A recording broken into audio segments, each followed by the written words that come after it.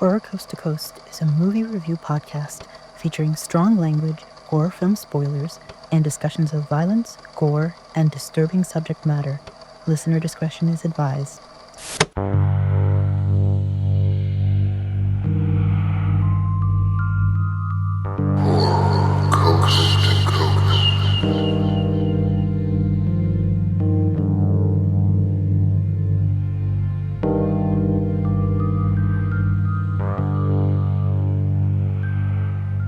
Welcome to Horror Coast to Coast, where we review horror movies from opposite sides of the continental U.S. From the longest road in Massachusetts, I'm Brian. And rolling you over with my Sherman tank and continuing my warning countdown in California, I'm Michelle.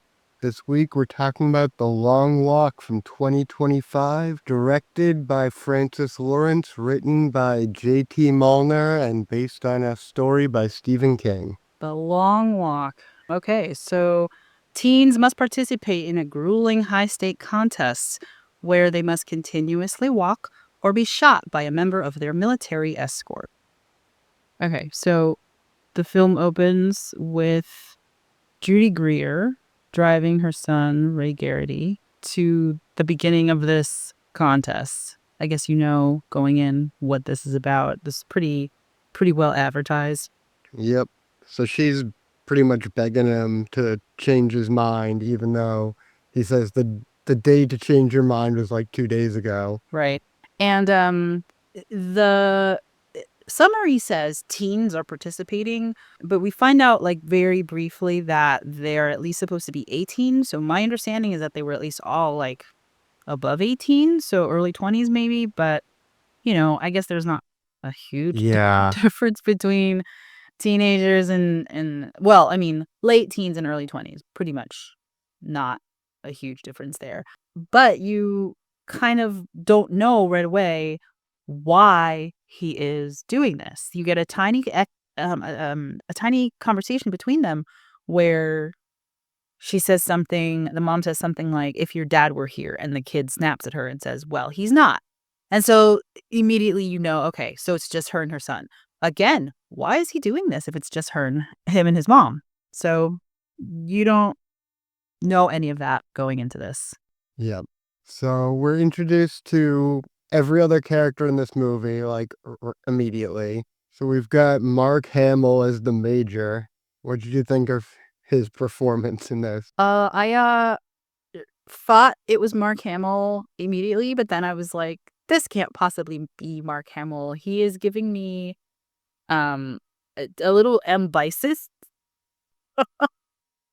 He's giving me a little too much M. Bison. Like, I don't really know what's going on. But then I did look it up and I was like, oh shit, that is Mark Hamill. So I don't know. I think that he did a great job in terms of playing this like panopticon type character that's like everywhere, seeing all things, announcing everything that's happening, just kind of knowing everything. But we knew literally nothing about him. So I mean, I think in terms of the role, he did fine. I didn't think one way or the other about it. So this is like the exact voice he uses when he voices the Joker in Batman cartoons. Oh, really? So if you've heard him do that, it's really hard not to just hear every line he says in this movie coming out of the Joker. Oh, okay. I've never seen that, so I didn't know that. That's funny. And that's unfortunate because I actually when we watched Daniel Isn't Dead, one of our friends made a comment that the actor who plays Daniel Isn't Real. The actor who plays Daniel was also in another thing that they had seen, and they couldn't separate those two roles, which I don't know. For me, I was like, oh, that's so unfortunate because I thought he did a good job. And here, I think it created a unique persona for me because I didn't know him in that other role. So I don't know. Did it change it for you, do you think? Yeah, I definitely think it changed it for me. Okay. Because I'm picturing him as a much more cartoonish supervillain type of character and not as grounded as I think they're going for. I mean, I also did get heavy, like, M. Bison vibes from him, Yeah, so I think that's true. maybe You there did was a say M. little bit Bison. Yeah. maybe it was a little cartoony for me too, and I just didn't maybe I was hesitating to say that or didn't I don't know. Yeah, it wasn't exactly cartoony, but I don't know. Okay, so then we get introduced to all these boys, and I have to say it was kind of challenging figuring out who was who at first because every other word was fuck. Yeah. I couldn't get any dialogue. I was like, "I think you're saying something," but this is the beginning of the movie, uh, immediately is when I was like, "Okay, I'm not here for this. I don't like this at all." That's when I texted you because I got, like, teenage boy locker room energy right off the Mhm. bat, and I was just like, "Fuck my life. I don't wanna do this." So, yeah, the setup is interesting, and then also, this is where they explain the rules of the whole contest, right? Yeah. So they have to stay over 3 miles an hour, and if they don't, they get, what, 3 warnings? And Yeah, on the 3rd one, as they put it, you get your ticket, which means they shoot you right. in the head if you're good. Yeah, and so this is also where I sort of felt, I don't understand what's happening here. The setup doesn't make sense because they say they have to walk at a minimum speed of 3 miles an hour, and they're given pedometers so they keep track until there's only one of them left. So they're going into this knowing that they're all gonna die? Like, this Yeah. doesn't make any sense. What incentive is there for anybody to do any of the things they do in this movie, except for the fact that they're, I guess, supposed to be teenagers, and so they're hormonal and maybe immature and maybe don't quite grasp what's going on until, like, days and days later or miles and miles later or something, but I had a lot of questions going into this because the movie is supposed to be set in the '70s in, like, a dystopian version of the United States. And based on when it was written, I assumed that this was supposed to be a Vietnam parallel. And it certainly felt like it was a Vietnam parallel. It felt like this was one of those pieces that were made in protest of the war. You know, they're all going to die. It showed the effects that it had on their family. It showed the psychological effects that knowledge of going into this was having on them.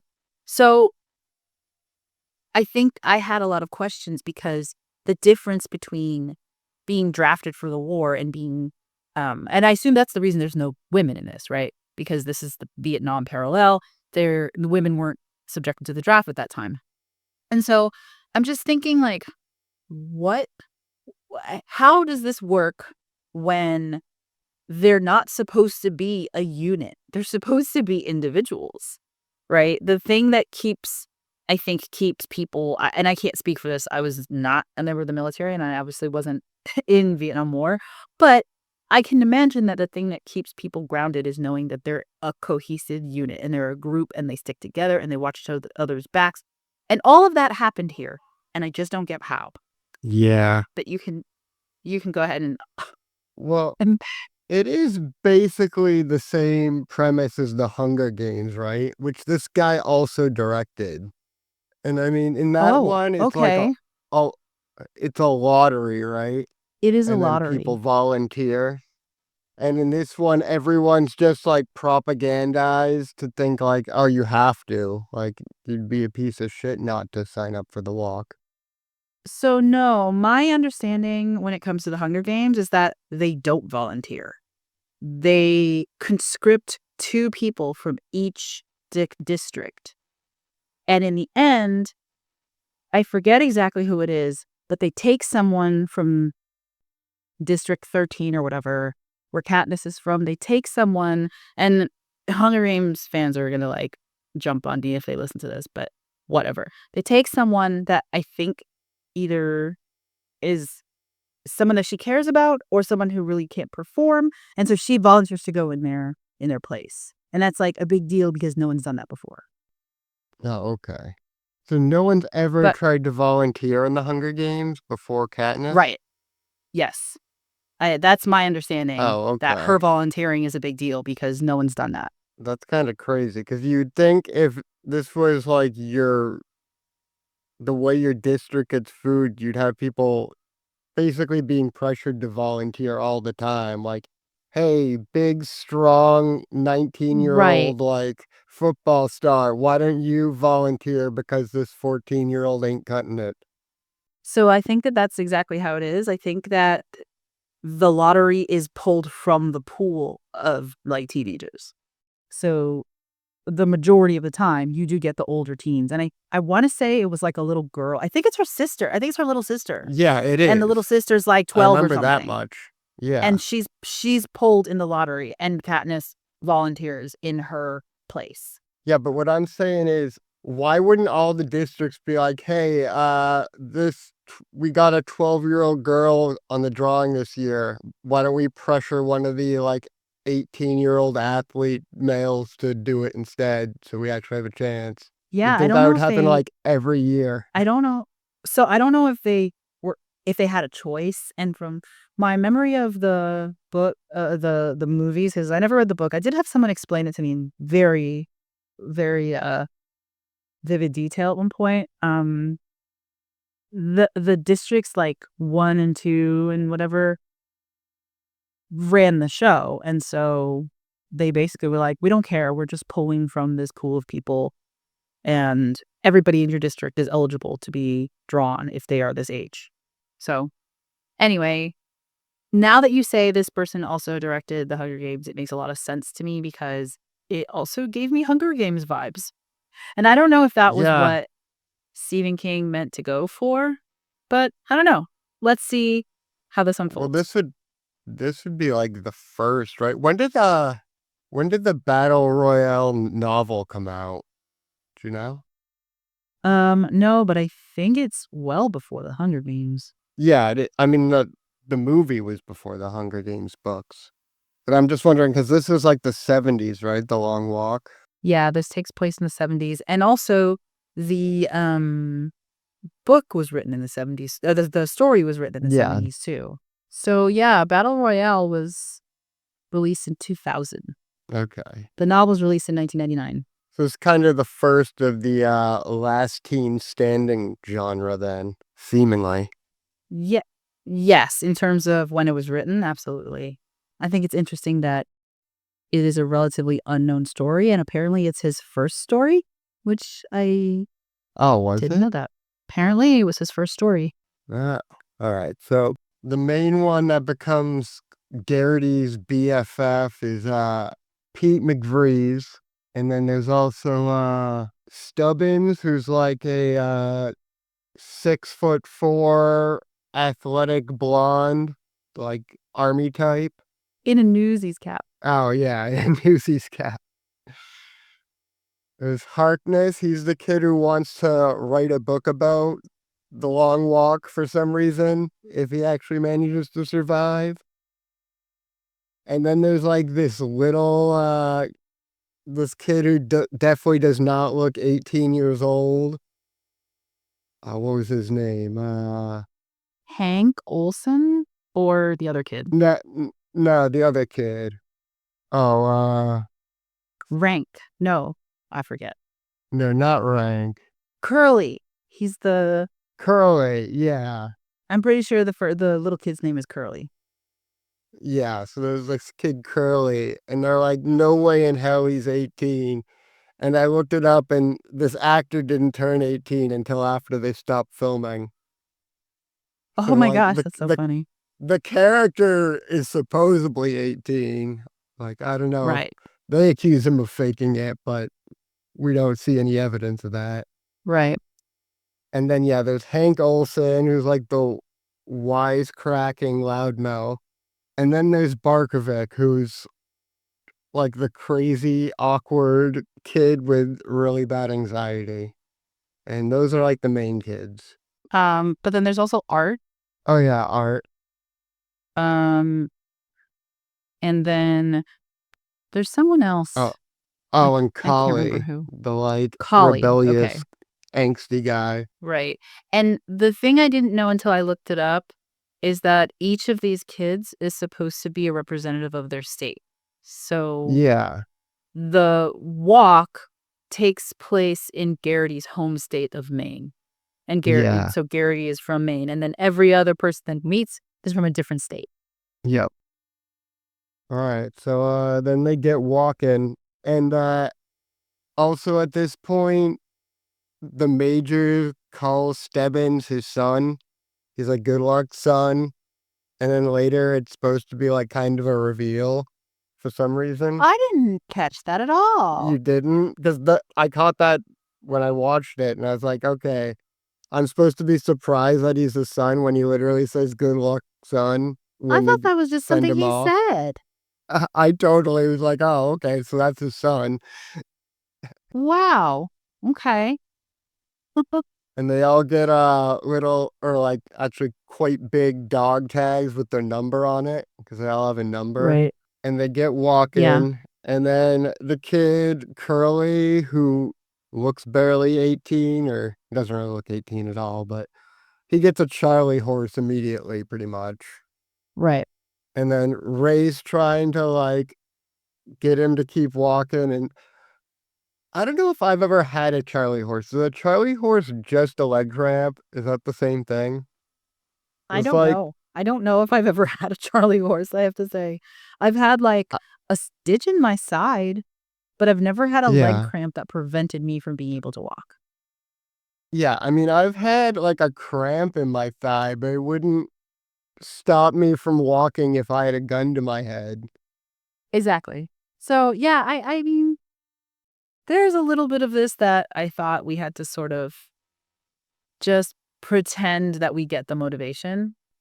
Yeah. And I mean, that's fine. Movies are like that sometimes, but I think for me, the real tragedy of this movie is priming us for every character to die but one, and then also continuing the rhetoric that suggests maybe they won't all die.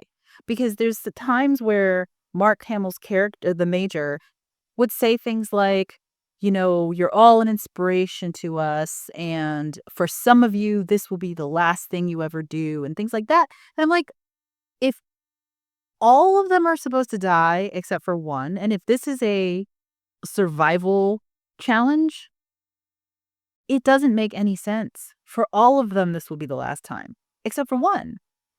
I don't know. I had a real hard time grappling with that concept that I'm given a cast of characters. I know they're all gonna die except for one, and they know they're all gonna die except for one. And it was weird because I think I had a minute to accept that because the way they said it was, "You do this until there's one left." And I'm like, "Okay, what do you mean there's one left? There's one left because they drop out? No, there's one left because eventually everyone is gonna exhaust their warnings and be killed." So, that was really where I kept coming back while watching this movie. Yeah. But okay, so Curly gets his Charlie horse, and Ray tries to help him and push him and motivate him, and it ultimately fails. Yeah. And so Curly's shot. And then the next one to go is Rank when he's taunted by Barkovic, who's, like, making jokes about fucking his mom. And he just, like, throws a punch and gets road rash on his face, and for some reason, he can't get up even though he has a gun pointed to his head. Yeah. And that's another thing too. I mean, he's making jokes, but he's not making jokes. He's goading him and he's being mean-spirited, and I feel Yeah. like the other characters pick up on that immediately. Like, you're pushing Yeah. somebody to their mental breaking point when we're in a contest that requires people to have, like, mental fortitude. Like, you're trying to put him at a disadvantage, and they're kinda mad at him for that, and I kind of feel like, "But why isn't everybody else why are they bonding? Why are they talking to each other? I don't get it." I feel like Yeah. everyone should be just walking and not speaking. Yeah, it's weird how friendly they are, but I guess they feel like if they're about to die, then this might be the last way they'll have any enjoyment in the rest of their lives is to pal around. Maybe.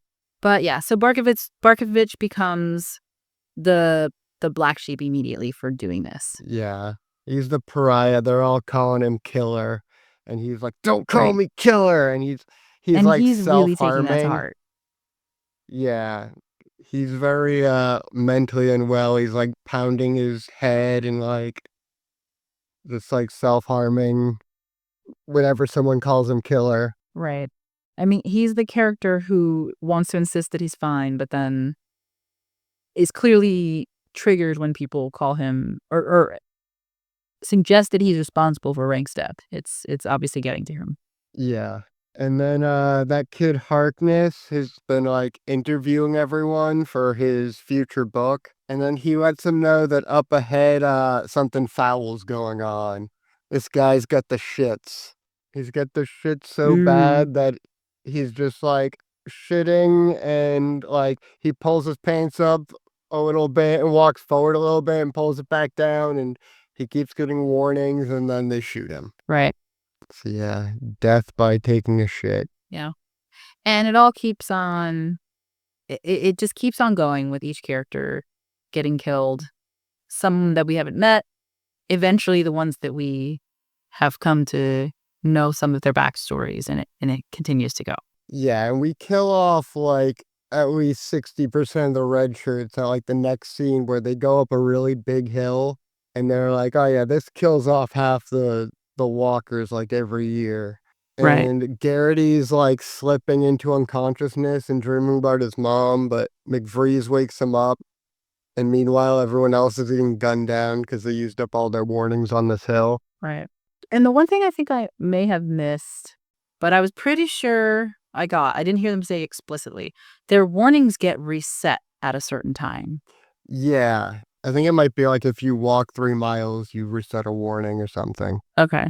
Sometime around here, Harkness loses his shoe and he's like walking on his bare foot, which is like broken at a 90-degree angle, and he just keeps going. Yeah, he breaks his ankle going up the hill. Yeah, but he made it like way farther than the kid with the Charlie horse. Well, yeah.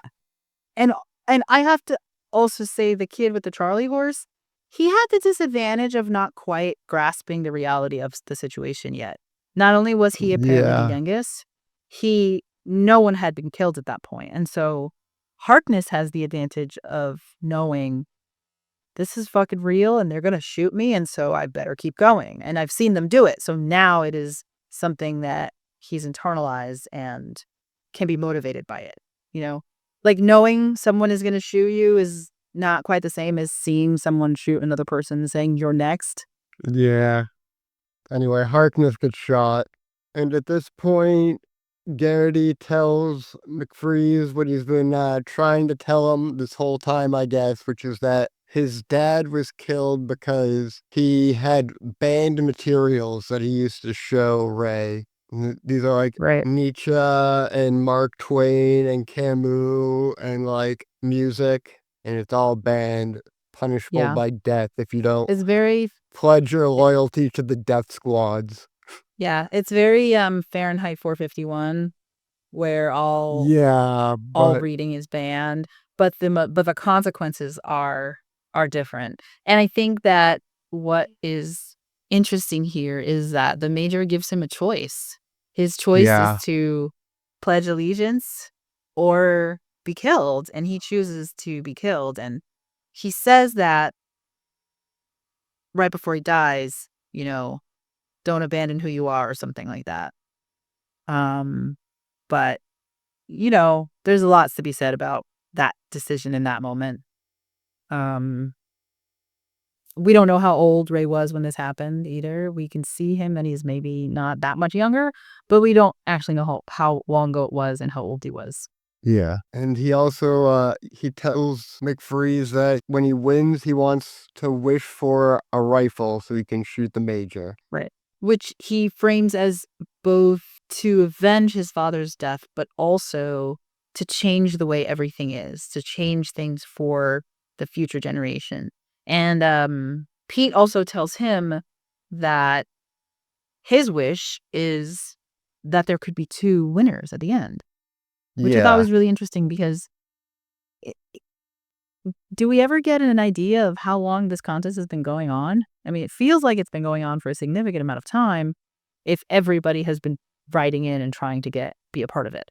Yeah, we don't really get any, like, direct, reference to that, but we do see those, like, signs that say, like, 100-year mark, and they look like they've been beaten down by the weather for decades, so I assume it's been quite Right. a while. Right. So Pete saying that he would wish for there to be 2 winners, I mean, I guess you can chalk it up to other winners being selfish, but why would they have not said, "I wish the penalty for exhausting your warnings was that you were eliminated from the contest without being killed." Yeah, Or, like, there's exactly. all kinds of ways they could have changed this contest to make it easier on the people who are going through it. I think that's interesting that he says that and it feels like, oh, it's this, like, progressive idea of there could be 2 winners. Well, there could also be no killing, and no one has made that wish Yeah. yet. I feel like it's just they've been so propagandized that even something is moderate is maybe we kill everyone but 2 people is like a radical progressive change. Right, right. And I did write down, I think the best quote of the movie is when they're walking on this walk, people occasionally will stop and watch them and kinda hold up signs, and, some of them are just watching just to watch, and Ray is pissed off about that, and Pete says to him, "We can't get mad at them for being conditioned to think this is okay when we are the same, Yeah. because they are the ones who chose to be a part of this, and if they felt like there was a problem, then why would they choose to be a part of it? Well, it's because it's a part of their society." And then that kind of made me think, deconditioning, when it comes to certain ideologies, really only starts when you experience the negative consequences of the things that you've been trained to accept. Um, when you look around and say, "Okay, just what the fuck is going on?" Like that, like the old woman in the bathroom in Vampire's Kiss. Yeah. What the fuck is going Uh, on? what what a pull. Um, yeah, but I actually thought that that was a really good comment to come out of the movie. But yeah, so okay, so where are we now? Harkness has broken his foot and he gets killed, and then we find out what the 2 characters are working towards.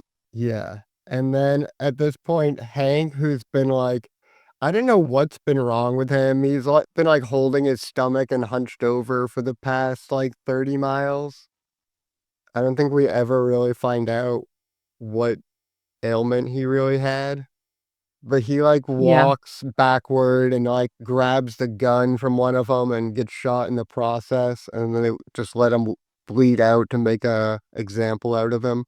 And, right. Art, like, goes to him and, like, gets several warnings, and he's really upset by him, getting killed, but they get Art to come along with them.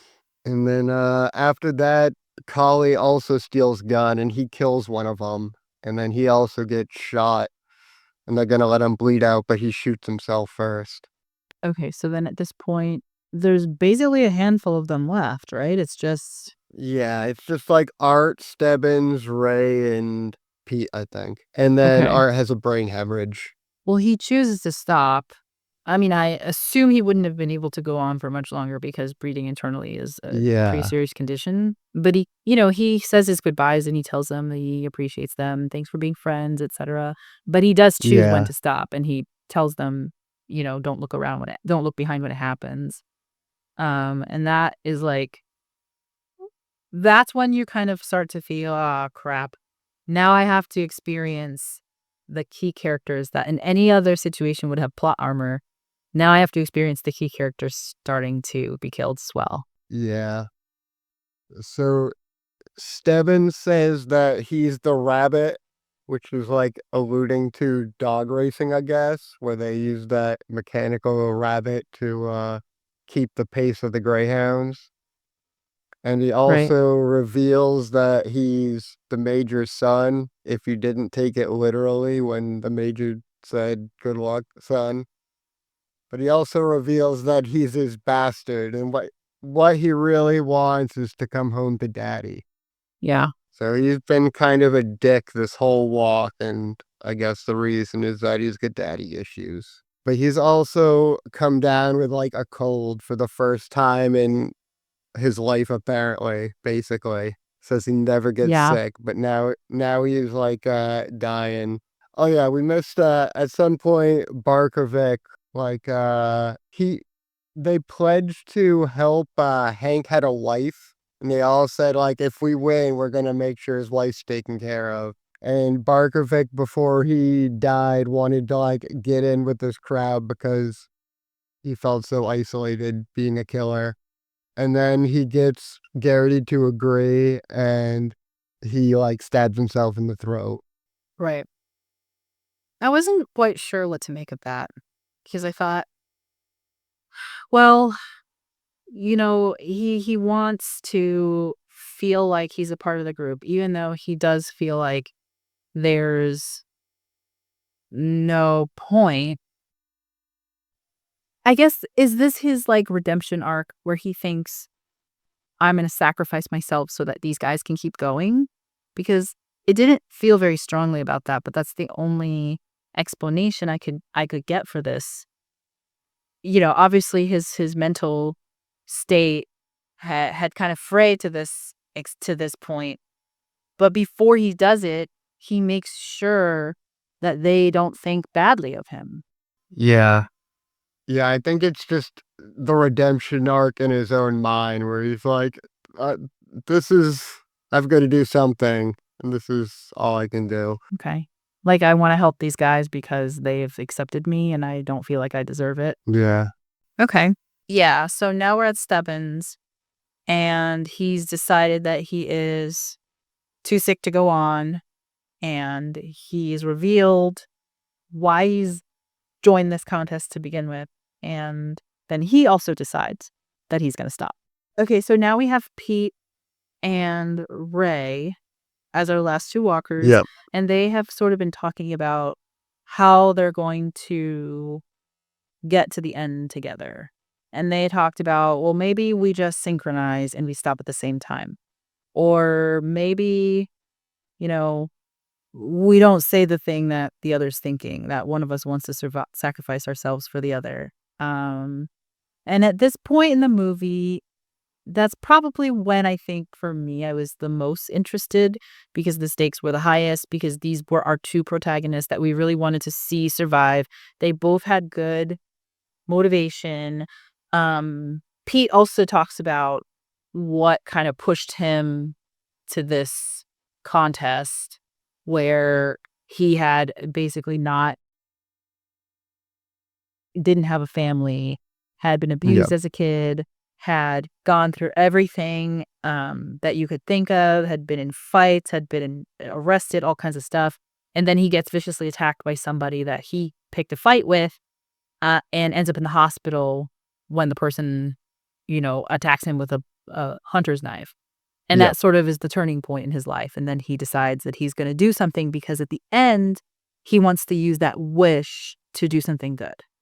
So you hear, like, both of their backstories, you know that they both have a pretty strong motivation for why they did this. There's never any I think one of the things the movie does accomplish is there's never any reason, uh, in at least in my eyes, I didn't look at any of these characters and think, "Why would you do this? Why did you do this? Why did you do this?" I think they all were given a pretty convincing, um backstory and reasons for doing this, even though we didn't get every single person's backstory.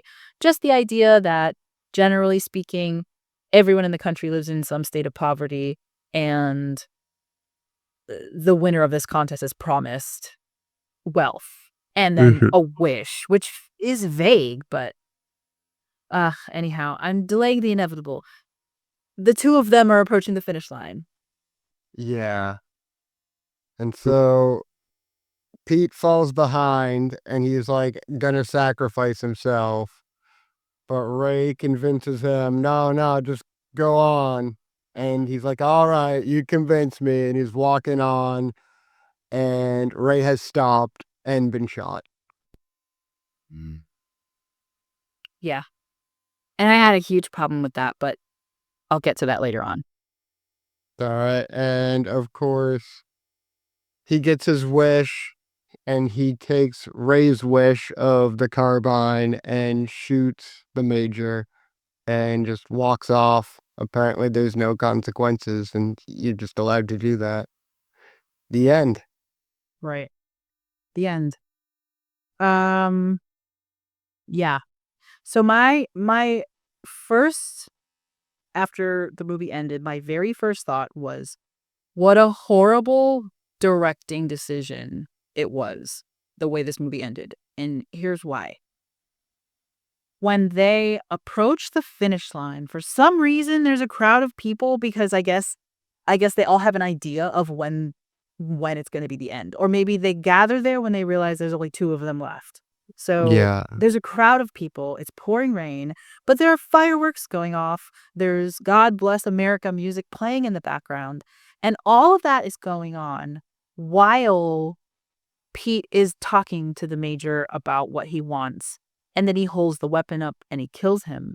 And the major makes some kind of like feigned plea to him, like, "Oh, put the weapon down, son. It's very dumb." Yeah. Um, and then he shoots him. And then the music, like the film music starts. So you don't hear how the crowd responds to this very public act. You don't hear, are the fireworks still going on? Like, or is there still music playing? What did he just do? Not that there are no consequences. You don't see any effect of what he's Yeah. done.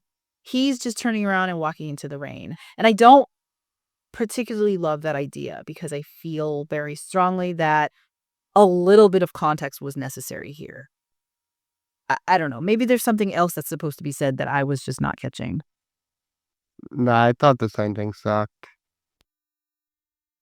Yeah, I wasn't happy. Um, and I have a bunch more.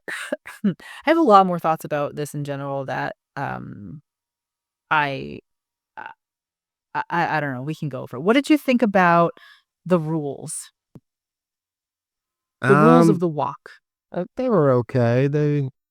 I didn't see too much of an issue with them, I guess. Okay, so my problem was the fact that the rules were kind of applied in this like malicious compliance way, which was basically, we're going to give you your warnings and it doesn't matter what's going on. We're going to continue to give the warnings. So if the person was like, one of the characters had what looked like the seizure and they were on the Yeah. ground and they were still giving them a warning. So in my mind, those warnings are meant to be an opportunity to give that person to get up and continue. But if they see there's absolutely no reason and no way that this person could get up and continue, just fucking shoot them. Like, I don't understand. Or the guy that trips and falls and they run over him with the Sherman tank. And then they keep on counting. And I'm like, why? Y'all are a bunch of dicks. I mean, aside I from the whole mean, that's contest in the general, like point, being though. a manifestation. But in the end, they don't shoot Ray Oh, in the yeah. head when he stops. They shoot him in the gut, which is fucked up because they incapacitate him. He Yeah. stops and they don't even give him any more countdowns. They basically say, yeah, this is the end. They don't give him a chance to get back up. They don't Well, execute him because he's made the decision to stop. I They, assume that he used up all his warnings at that point. I guess, I mean, I would have to go back and check. But if that's the case, then shouldn't they have executed him on the spot? Yeah, they should have. Right. What they really needed was for the major to walk up to him and shoot him and that be the actual thing that killed him, not some like half-assed way of weakening him so he can't get back up. I mean, and I also, the knife is twisted a little bit because he says the exact same thing to his father. Mhm. I mean, I assume he says it to everyone before he kills them. Yeah. Alright, what other issues did you have with it? So it talked about the whole event being televised. And I Yes. really wish that we could have seen a little bit of the televised program from the Yeah, perspective of the people watching it, like The Truman Show. I sort of thought that that was what was going to happen. I And agree. there was a little bit of a disconnect when you saw people on the side of the road because in your mind, you're like, what are they doing there? How do they even know? Like the girl holding up the Garrity sign. I'm like, how Mhm. does she know him? Because she's been watching it on TV. That's how she knows him. But there's nothing to let you know or remind you that, "Oh, yeah, everyone's watching this on TV." So, I wish there was a bit of the televised program. Yeah, I agree, and they could've, like, shown relations of the characters reacting to, like, things and fleshed out Right. those characters by having their relatives exist. Yeah, exactly. They could have showed, like, people rooting for certain numbers. I mean, maybe, not the ones that died quickly, but they could have had, like, I don't know, Hank's wife or something. Um, or, I don't know. And I know that maybe that undermines the point that some of them didn't have any family. Like, Pete doesn't have any family, so there would have been no one rooting for him. But maybe they would have shown Ray's mom rooting for the both of them because she sees him helping her son. And so at the Mm, end, it shows her being like, having a reaction to the fact that, yeah, her son's dead, but this person has essentially avenged her son and her husband and has potentially changed the nature of what things are going forward. So, I don't know, I think that would have added a lot to it. Um, but yeah, I don't know. I did like that there was a lot of follow through with the parallels to people being in the wartime trenches, right? There was a lot of that kind of rhetoric and that kind of the way they talk about each other. They're like, "Oh, you got a girl back home," and stuff like that.